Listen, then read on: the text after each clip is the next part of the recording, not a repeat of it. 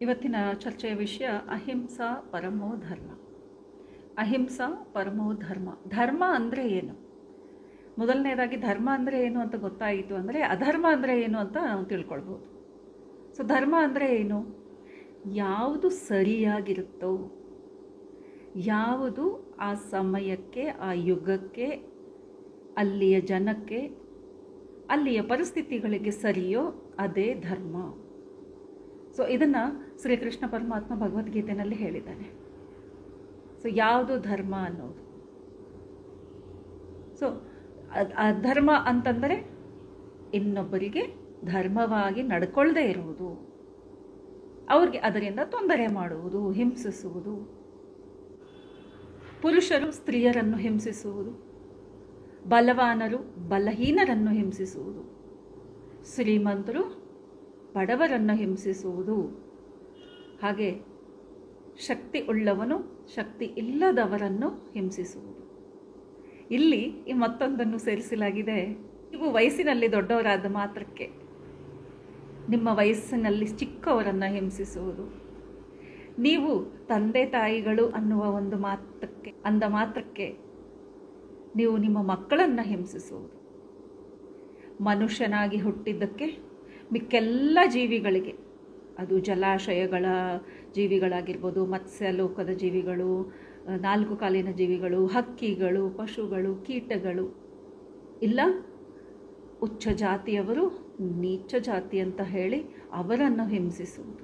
ಮನುಷ್ಯನು ಬೇರೆ ಪಕ್ಷಿ ಪ್ರಾಣಿಗಳನ್ನು ಹಿಂಸಿಸುವುದರಲ್ಲಿ ಆಹಾರಕ್ಕಾಗಿ ಹಿಂಸಿಸುವುದು ಒಂದು ವಿಷಯವಾದರೆ, ತೃಪ್ತಿಗಾಗಿ ಇಲ್ಲ ನನ್ನ ಒಂದು ಬಲ ತೋರಿಸ್ಲಿಕ್ಕಾಗಿ ನಾನು ಅವರನ್ನು ಹಿಂಸಿಸಿದರೆ, ಈಗ ಪ್ರಾಣಿಗಳನ್ನು ಕೊಂದು ತಿನ್ನುತ್ತಿದ್ದಾರೆ, ಅದು ಒಂಥರದ ಹಿಂಸೆ. ಆದರೆ ಮಿಕ್ಕ ಪ್ರಾಣಿಗಳನ್ನು ಕೊಲ್ಲಕ್ಕೆ ಕಾರಣ ಏನು ಅಂದರೆ ಆಹಾರಕ್ಕಲ್ಲ, ಅದರ ಒಂದು ಚರ್ಮಕ್ಕಾಗಿ, ಅದರ ಉಗುರಿಗಾಗಿ, ಇಲ್ಲ ಅದರಲ್ಲಿ ಇರುವ ಗಂಧಕ್ಕಾಗಿ. ಕೆಲವು ಮೃಗಗಳನ್ನು ಗಂಧಕ್ಕಾಗಿ ಮಾಡ್ತಾರೆ, ವೇಲ್ ಫಿಶ್ಗಳನ್ನು ಅದರಲ್ಲಿರುವ ಪರ್ಫ್ಯೂಮ್ ತಯಾರು ಮಾಡಲಿಕ್ಕೆ ಮಾಡ್ತಾರೆ, ಅದರಲ್ಲಿರುವ ವ್ಯಾಕ್ಸಿಂದ ಕಾಸ್ಮೆಟಿಕ್ಸ್ ಮಾಡಲಿಕ್ಕೆ ಮಾಡ್ತಾರೆ. ಇನ್ನು ಕೆಲವೊಬ್ಬರು ಗುಡ್ ಲಕ್ ಅದಕ್ಕಾಗಿ ಕೆಲವು ಪ್ರಾಣಿಗಳನ್ನು ಅವರ ತಲೆ ಕತ್ತರಿಸಿ ಅದನ್ನು ಗೋಡೆಗೆ ಹಾಕೋದು. ಅದು ಮೊದಲಿನ ಕಾಲದಲ್ಲಿ ತುಂಬಾ ಇತ್ತು. ಯಾವಾಗ ಹಂಟಿಂಗನ್ನು ನಿಲ್ಲಿಸಲಾಯಿತು ಕಾನೂನಿಂದ, ಸೊ ಅದನ್ನೆಲ್ಲ ಇವಾಗ ತೆಗೆದುಬಿಟ್ಟಿದ್ದಾರೆ. ಇಲ್ಲಾಂದರೆ ಶ್ರೀಮಂತರು ಅಂದರೆ ಆಗಿನ ಕಾಲದಲ್ಲಿ ಅವರ ಕೋಣೆಯಲ್ಲಿ ಹಂಟಿಂಗ್ ಮಾಡಿ ಅಲ್ಲಿ ಮೃಗಗಳ ಶಿರಗಳನ್ನು ಪ್ರದರ್ಶಿಸುವುದೇ ಒಂದು ಸಂಪ್ರದಾಯನೇ ಆಗಿತ್ತು. ಕೆಲವೊಬ್ಬರು ದುಡ್ಡಿಗಾಗಿ ಮಾಡ್ತಾರೆ.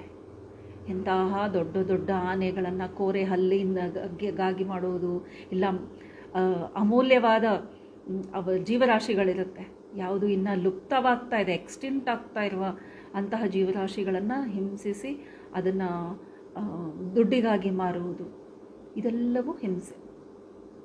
ಪತ್ರಿ ಸರ್ ಒಂದು ಸ್ಟೇಜಲ್ಲಿ ಹಿಂಸೆ ವಿಷಯ ಮಾತಾಡ್ತಾ ಹೇಳ್ತಾ ಇದ್ರು, ಹಿಂಸೆ ಅಂದರೆ ಶರೀರಕ್ಕೆ ಕೊಡುವ ಹಿಂಸೆ, ಶರೀರಕ್ಕೆ ಹಿಂಸೆ ಕೊಟ್ಟರೇನೆ ಅದು ಹಿಂಸೆ ಅಂತ. ನಾವು ಮೊದಲು ಹಿಂಸೆ ಅಂದ ತಕ್ಷಣ ಮಾನಸಿಕವಾಗಿ ಹಿಂಸೆನೂ ಅಷ್ಟೇ ತೊಂದರೆ ಅಂತ ನಾನು ಅಂದ್ಕೊಳ್ತಾ ಇದ್ದೆ. ಸೊ ಮಾನಸಿಕವಾಗಿ ಹಿಂಸೆ ಕೊಟ್ಟರು ತುಂಬಾ ನಿಜವಾಗ್ಲೂ ಅದಕ್ಕಿಂತ ದೊಡ್ಡ ಹಿಂಸೆ ಇನ್ನೊಂದಿಲ್ಲ. ಬೇಕಿದ್ರೆ ಒಂದೆರಡು ಡೇಟ್ ಹೊಡೀರಿ ಅಂತ ಇರ್ತಾರೆ ಕೆಲವೊಬ್ಬರು, ಮಾನಸಿಕವಾದ ಹಿಂಸೆ ಕೊಡಬೇಡಿ ಅಂತ. ಆದರೆ ಪತ್ರಿ ಸರ್ ಹೇಳಿದ ಮಾತು ನಂಗೆ ತುಂಬ ನಿಜವಾಗ್ಲೂ ಇಷ್ಟ ಆಯಿತು. ಏನಂದ್ರು ಗೊತ್ತಾ? ಮಾನಸಿಕ ಹಿಂಸೆ ಬೇರೆಯವರು ನಿಮಗೆ ಕೊಡಲಿಕ್ಕೆ ಪ್ರಯತ್ನ ಪಟ್ಟರು, ನೀವು ಆ ಹಿಂಸೆಗೆ ಒಳಗಾಗದೇ ಇರಬಹುದು. ನೀವು ಆ ಥರದ ಜ್ಞಾನವನ್ನು ಪಡೆಯಬೇಕು. ಆ ಎಚ್ಚರಿಕೆಯಲ್ಲಿದ್ದರೆ ಯಾರು ನಿಮಗೆ ಮಾನಸಿಕವಾಗಿ ಹಿಂಸೆ ಕೊಡಲಿಕ್ಕೆ ಸಾಧ್ಯ ಇಲ್ಲ. ಸೊ ಅಲ್ಲಿ ಅವನು ಕೊಡ್ತಾ ಇಲ್ಲ, ಅವನು ಕೊಡಲಿಕ್ಕೆ ಪ್ರಯತ್ನ ಪಡ್ತಾ ಇದ್ದರೆ ನೀವು ನಿಮಗೆ ಕೊಡ್ತಾ ಇದ್ದೀರಾ. ಇಂಥ ಒಂದು ವಿಶೇಷವಾದ ಮಾತು ನೋಡಿ. ಅವರು ತಮ್ಮ ಉದಾಹರಣೆನೇ ಕೊಟ್ಟರು. ನೀವು ನನಗೆ ಚೂಟಿದ್ರೆ ಹಿಂಸೆ ಆಗುತ್ತೆ, ನನ್ನ ಕೈ ಕಡಿದ್ರೆ ನನಗೆ ತುಂಬ ಹಿಂಸೆ ಆಗುತ್ತೆ, ನನ್ನ ಕೂದಲನ್ನು ಎಳೆದ್ರೆ ನನಗೆ ಹಿಂಸೆ ಆಗುತ್ತೆ. ಆದರೆ ಅದೇ ನೀವು ನನಗೆ ಮಾತಿನಿಂದ ಎಷ್ಟು ಬೇಕಾದರೂ ಹಿಂಸೆ ಮಾಡಿ, ನನಗೆ ಹಿಂಸೆನೇ ಆಗಲ್ಲ. ಬಿಕಾಸ್ ನಾನು ಅದನ್ನು ಸ್ವೀಕರಿಸುವುದಿಲ್ಲ. ಬುದ್ಧನ ಒಂದು ಕಥೆಯನ್ನು ಹೇಳ್ತಾ ಹಾಗೆ ಹೇಳಿದರು. ಬುದ್ಧ ಯಾವಾಗಲೂ ನಗ್ತಾನೇ ಇರೋರಂತೆ. ಯಾರಾದರೂ ಬಂದ್ಬಿಟ್ಟು ಚೆನ್ನಾಗಿ ಬೈದು ಹೋದರೂ ಸಹ ನಗ್ತಾ ಇರೋರಂತೆ. ಆಗ ಅವರು ಶಿಷ್ಯರು ಕೇಳಿದರು, ಯಾಕೆ ನೀವು ಕೋಪ ಮಾಡ್ಕೊಳ್ಳಲ್ಲ, ಬೇಜಾರು ಮಾಡ್ಕೊಳ್ಳಲ್ಲ, ಎಂತೆಂಥ ಮಾತು ಅಂದ್ಬಿಟ್ರು ಅಂದರೆ ನಾನು ಅದನ್ನು ಸ್ವೀಕರಿಸೇ ಇಲ್ಲ. ನಾನು ಸ್ವೀಕರಿಸಿದರೆ ಅಲ್ವಾ ನನಗೆ ಬೇಜಾರಾಗೋದು, ಹಿಂಸೆ ಆಗೋದು. ಸೊ ಇಲ್ಲಿ ಅಹಿಂಸೆಯನ್ನು ಶಾರೀರಿಕವಾದ ಹಿಂಸೆಗೆ ಮಾತ್ರ ಸೀಮಿತಗೊಳಿಸಿದ್ದಾರೆ. ಯಾವ ಮನುಷ್ಯ ಅಹಿಂಸೆಯೇ ಪರಮೋ ಧರ್ಮ ಅಂತ ತಿಳಿತಾನೋ ಅವನು ಯಾವತ್ತೂ ಸರಿಯಾದ ಮಾರ್ಗದಲ್ಲೇ ಇರ್ತಾನೆ. ಸೊ ಯಾರು ಸರಿಯಾದ ವಿಚಾರದಲ್ಲಿ ಸರಿಯಾದ ಮಾರ್ಗದಲ್ಲಿ ಇರ್ತಾರೋ ಅವರು ಅಹಿಂಸೆ ಮಾಡಲಿಕ್ಕೆ ಸಾಧ್ಯನೇ ಇಲ್ಲ. ಅವ್ರು ಯಾವಾಗಲೂ ಧರ್ಮದ ಜೊತೆಗೆ ಇರ್ತಾರೆ. ಯಾರು ಅಧರ್ಮ ಮಾಡ್ತಾ ಹಿಂಸೆಯನ್ನು ಮಾಡ್ತಾ ಇದ್ದಾರೋ ಅಂತಹವರನ್ನು ನಾವು ಗೌರವಿಸಬಾರದು. ನಾವು ತೋರಿಸ್ಬೇಕು ಪಬ್ಲಿಕ್ಲಿ, ನಮ್ಗೆ ಇಷ್ಟ ಇಲ್ಲ ಈ ವಿಷಯ, ಇದು ನೀವು ಅದಕ್ಕೆ ಲಾಯಕ್ಕಿಲ್ಲ ಅನ್ನೋ ಥರ ತೋರಿಸ್ಬೇಕು. ಪತ್ರಿ ಸರ್ ಹೇಳ್ತಾ ಇದ್ರು, ಮಾಂಸಾಹಾರಿಗಳೇ ಮಠಾಧೀಶರು ಇಲ್ಲ ದೇಶಕ್ಕೆ ಅಧಿಪತಿಗಳು ಇಲ್ಲ ರಾಜನಾಗಿ ಬಂದರೆ ಅವನೇನು ಮಾಡ್ತಾನೆ? ಹಿಂಸೆಯನ್ನು ಪ್ರೋತ್ಸಾಹಿಸ್ತಾನೆ.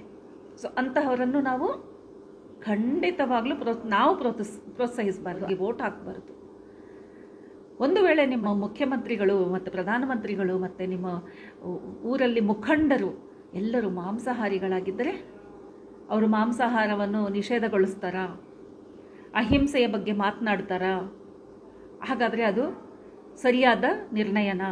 ಸೊ ಯಾರ ಕೈಯಲ್ಲಿದೆ? ನಾವು ಅವರಿಗೆ ಹೇಳ್ತಾ ಇದ್ದೀವಿ ಅಂಗಡಿಗಳಿರೋದ್ರಿಂದ ತಿಂತಾ ಇದ್ದಾರೆ, ಅಂಗಡಿಗಳಿರಬಾರ್ದು ಅಂತ. ಅಂಗಡಿಗಳಿರೋದಕ್ಕೆ ಪರ್ಮಿಷನ್ ಕೊಟ್ಟವ್ರು ಯಾರು? ಯಾರೋ ಒಬ್ಬರು ಇದ್ದಾರೆ. ಅವರನ್ನು ನಾವು ನೇಮಕಗೊಳಿಸಿದವರು. ನಮ್ಮ ಕೈಯಲ್ಲಿ ನಮ್ಮ ಚಾಯ್ಸ್ ಇತ್ತು, ನಾವು ಆರಿಸಿಕೊಂಡದ್ದು.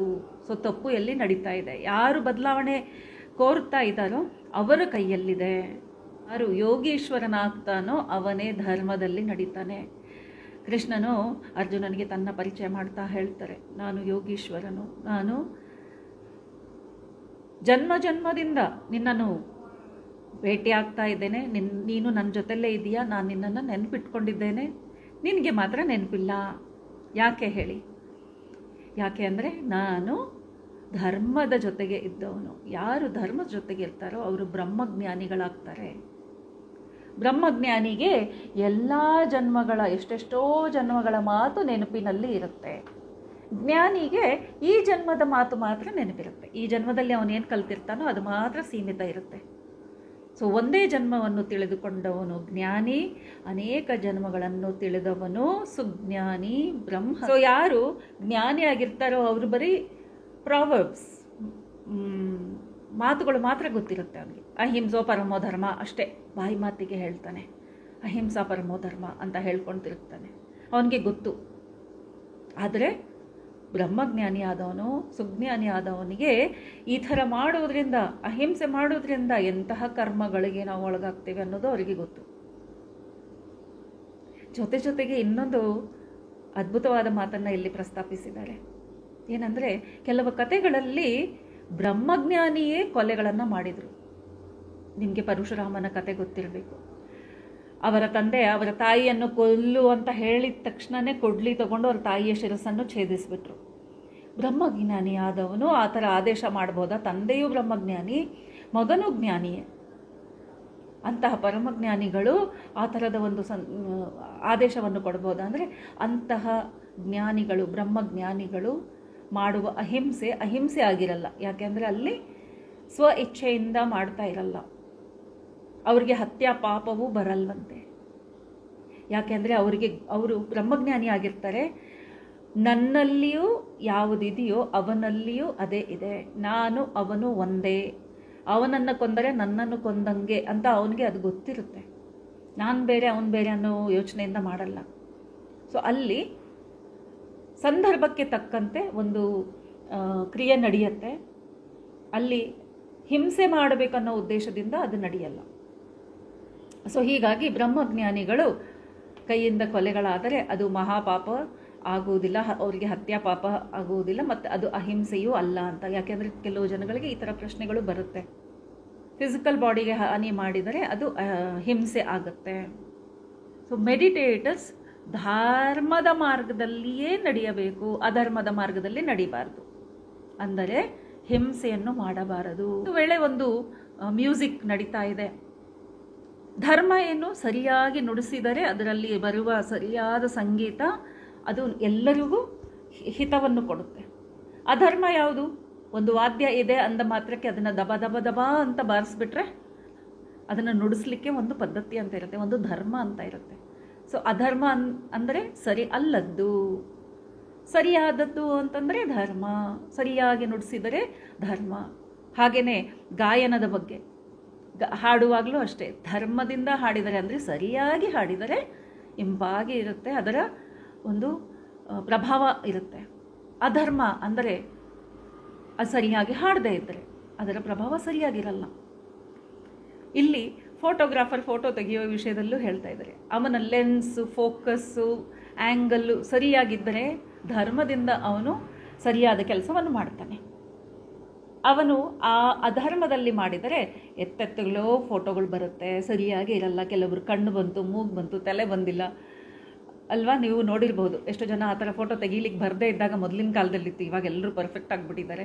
ಕ್ಯಾಮ್ರಾಗಳು ಹಿಡ್ಕೊಂಡು ಎತ್ತೆತ್ತಗಳೋ ಫೋಟೋ ತೆಗೆದುಬಿಡ್ತಾ ಇದ್ರು, ಗೊತ್ತಾಗ್ತಾನೆ ಇದ್ದಿಲ್ಲ ಅಡ್ಜಸ್ಟ್ಮೆಂಟ್ ಮಾಡೋದು. ಸೊ ಅದು ಅಧರ್ಮ, ಅದು ನ್ಯಾಯವಾದದ್ದಲ್ಲ. ಹಾಗೆಯೇ ಕೇಳುವುದರಲ್ಲೂ ಧರ್ಮ ಇದೆ. ಯಾವ ಮಾತುಗಳನ್ನು ನಾವು ಕೇಳಿಸ್ಕೊಳ್ತಾ ಇದ್ದೀವೋ ಧರ್ಮದಿಂದ ಕೇಳಿಸ್ಬೇಕು, ಅಂದರೆ ಸರಿಯಾಗಿ ಕೇಳಿಸ್ಕೊಳ್ಬೇಕು.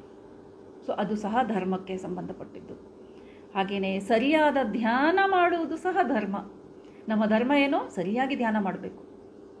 ಧ್ಯಾನ ಮಾಡ್ತಾ ಇದ್ದೀವಿ ಅಂತ ಸುಮ್ಮನೆ ಕಣ್ಣು ಮುಚ್ಕೊಂಡು ಕೂತ್ಕೊಂಡ್ಬಿಟ್ರೆ ಅದು ಅಧರ್ಮವಾಗುತ್ತೆ, ಅದು ಸರಿಯಾದ ಧ್ಯಾನ ಅಲ್ಲವೇ ಅಲ್ಲ.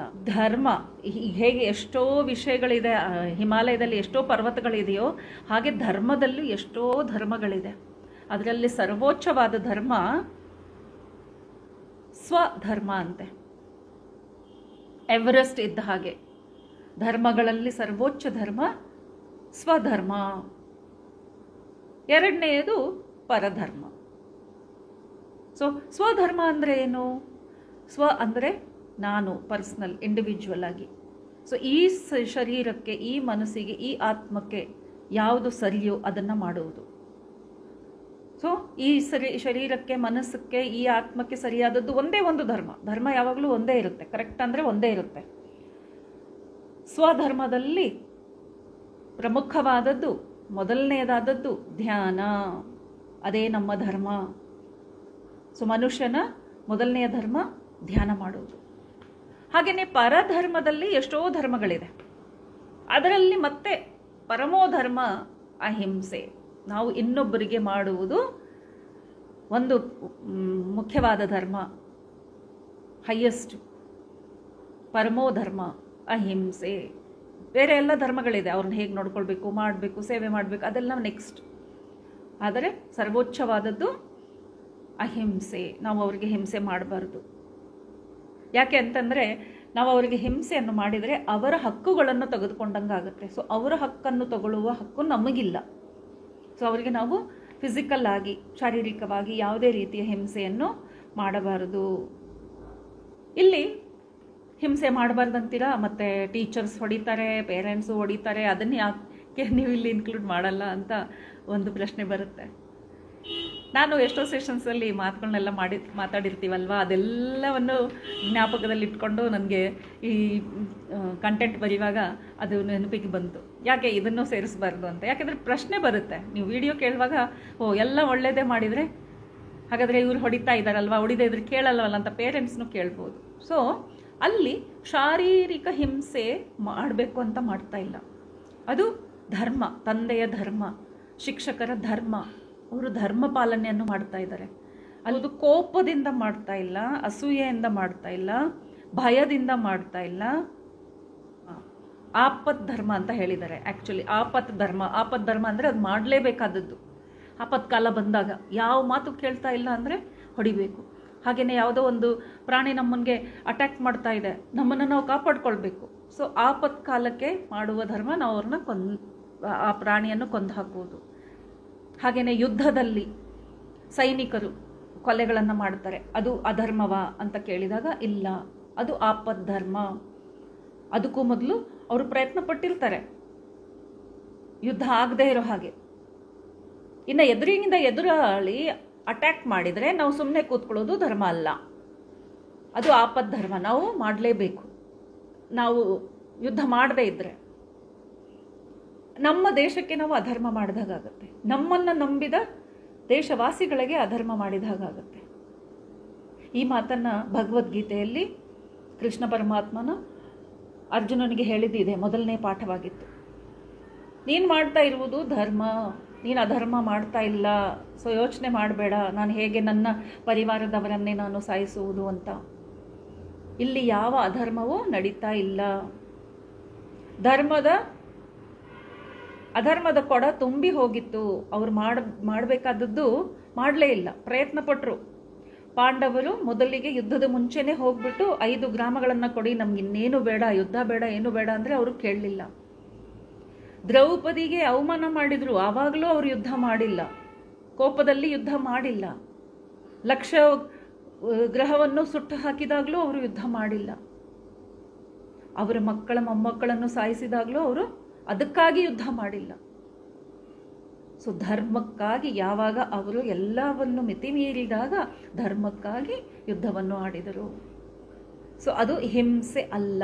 ಹೀಗಾಗಿ ಅಹಿಂಸೋ ಪರಮೋ ಧರ್ಮ. ಸೊ ಮಾನವನಾಗಿ ಹುಟ್ಟಿದಾಗ ನಾವು ಮಾಡಬೇಕಾದದ್ದು ಇವತ್ತಿನ ಕಾಲಕ್ಕೆ ಸರಿಯಾಗಿ ನಾವು ಅರ್ಥ ಮಾಡ್ಕೊಳ್ಳೋಣ. ಇವತ್ತಿನ ಸಮಯದಲ್ಲಿ ಪ್ರಾಣಿಗಳಿಗೆ ನಾವು ಹಿಂಸೆ ಮಾಡಬಾರ್ದು. ಅದು ಆಹಾರಕ್ಕಾಗಿ ಮಾಡುವ ಅವಶ್ಯಕತೆ ಇಲ್ಲವೇ ಇಲ್ಲ. ಆಲ್ಟರ್ನೇಟ್ ಫುಡ್ ನಮಗೆ ಅವೈಲಬಲ್ ಇದೆ. ಮೊದಲು ಆಲ್ಟರ್ನೇಟ್ ಫುಡ್ ಇದ್ದಿಲ್ಲ. ಎಲ್ಲಿ ಆಹಾರ ಇಲ್ಲವೋ ಅಲ್ಲಿ ಅದು ಧರ್ಮ. ಯಾಕಂದರೆ ಸ್ವಧರ್ಮ ಮುಖ್ಯ, ಈ ಶರೀರವನ್ನು ಉಳಿಸುವುದು ಮುಖ್ಯವಾಗಿದೆ.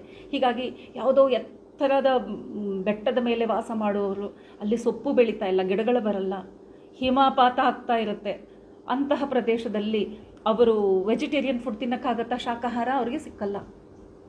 ನಾರ್ದರ್ನ್ ರಷ್ಯನ್ ಕಂಟ್ರೀಸ್ನಲ್ಲಿ, ಸೈಬೇರಿಯನ್ ರೀಜನ್ಸ್ನಲ್ಲಿ, ನೀದರ್ಲ್ಯಾಂಡ್ಸ್ ಅಂತಹ ಐಸ್ಲ್ಯಾಂಡ್ಸ್ ಪ್ರದೇಶಗಳಲ್ಲಿ ಅಲ್ಲಿ ಸಹ ಇವಾಗ ಇಂಪೋರ್ಟ್ ಮಾಡ್ಕೊಳ್ತಾ ಇದ್ದಾರೆ. ಒಂದು ವೇಳೆ ಅವರು ಆ ಥರದ ಜನಾಂಗದವರಿದ್ದವರಾದರೆ ಸೊ ಅಲ್ಲಿಯ ಪ್ರಾಣಿಗಳನ್ನು ಅವರು ತಿನ್ನುವುದು ಅವರ ಧರ್ಮ, ಅವರಿಗೆ ಆಹಾರ ಅದೊಂದೇ ಆಗಿರೋದ್ರಿಂದ. ಆದರೆ ನಮಗೆ ಅದರ ಅವಶ್ಯಕತೆ ಇಲ್ಲವೇ ಇಲ್ಲ. ಸಮೃದ್ಧವಾದ ಫಲವೃತ್ತವಾದ ಭೂಮಿ ಇದ್ದು ನಾವು ಹಣ್ಣು ಹಂಪಲು ತರಕಾರಿ ಹೂವು ಎಷ್ಟೆಲ್ಲ ವಿಷಯಗಳು ಇದೆ ನಮಗೆ ಆಹಾರವಾಗಿ ಸೇವಿಸಲಿಕ್ಕೆ. ಸೊ ಯಾವುದು ಸರಿ ಅಂತ ನೋಡಿಕೊಂಡು ನಾವು ಅದನ್ನು ಸೇವಿಸಬೇಕು. ಅದರಲ್ಲೂ ಮತ್ತೆ ನಾವು ಧರ್ಮದಿಂದ ನಡ್ಕೊಳ್ಬೇಕು. ಆಹಾರ ಸೇವಿಸಬಹುದು ಅಂತ ಎಲ್ಲ ಆಹಾರವನ್ನು ನಾವು ಸೇವಿಸ್ಲಿಕ್ಕಾಗಲ್ಲ. ಯಾವ ಆಹಾರದಿಂದ ಈ ಸ್ವಧರ್ಮವನ್ನು ನಾವು ನೋಡ್ಕೊಳ್ಬೇಕು, ಈ ಶರೀರವನ್ನು ಸರಿಯಾಗಿ ಇಟ್ಕೊಳ್ಬೇಕು, ಶರೀರಕ್ಕೆ ಸಪೋರ್ಟಿಂಗ್ ಆಗಿರೋ ಆಹಾರ ನಾವು ತಿನ್ನಬೇಕು. ಇವತ್ತಿನ ವಿಷಯ ಅಹಿಂಸಾ ಪರಮೋ ಧರ್ಮ. ಈ ವಿಡಿಯೋ ನೋಡಿದ ಮೇಲೆ ಸಬ್ಸ್ಕ್ರೈಬ್ ಮಾಡಿ, ಶೇರ್ ಮಾಡಿ, ನಿಮ್ಮ ಫ್ರೆಂಡ್ಸ್ ಜೊತೆಲ್ಲೇ ಇದನ್ನು ಹಂಚಿಕೊಳ್ಳಿ. ಸಬ್ಸ್ಕ್ರೈಬ್ ಮಾಡೋದ್ರಿಂದ ನೀವು ನನಗೆ ಸಪೋರ್ಟ್ ಮಾಡಿದಾಗುತ್ತೆ. ಹಾಗೆಯೇ ಇಲ್ಲಿ ಕಾಣ್ತಿರುವ ಟ್ಯಾಬಲ್ಲಿ ಥ್ಯಾಂಕ್ಸ್ ಟ್ಯಾಬ್ ಇದೆ, ಆ ಟ್ಯಾಬನ್ನು ಒತ್ತಿ ನನಗೆ ಸಪೋರ್ಟ್ ಮಾಡಿ ಅಂತ ಕೇಳ್ಕೊಳ್ತಾ ಇವತ್ತಿನ ಸಂಚಿಕೆಯನ್ನು ಇಲ್ಲಿಗೆ ಮುಗಿಸೋಣ. ಧನ್ಯವಾದಗಳು. ನಮಸ್ತೆ.